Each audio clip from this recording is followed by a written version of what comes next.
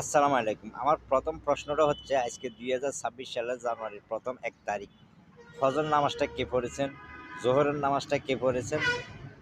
সম্পূর্ণ কমেন্ট করে আমাকে জানাবেন। আর দ্বিতীয়টা হচ্ছে ভাই ২৫ সালে মানে জানুয়ারি ২০০১ না ২০২৫ ১ জানুয়ারি থেকে মানে ডিসেম্বর পর্যন্ত কি করছেন না করছেন ওগুলা তোবা দিলে কাইটা আজকে ফজর নামাজটা পড়াটা আপনাদের কি উচিত ছিল না ভাই?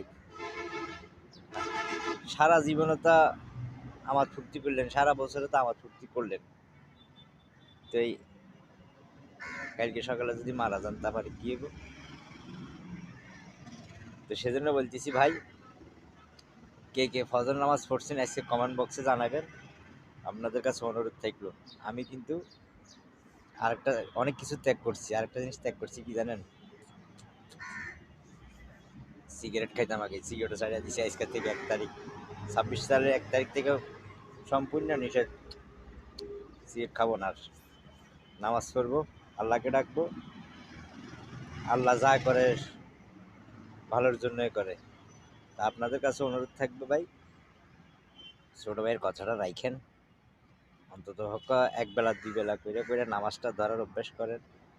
আর যদি সিগারেট মিগেট এগুলো বা কচকট আপনি যেগুলি খান এগুলো টাকা পয়সায় এগুলো ছেড়ে দিতে চেষ্টা করিয়ে।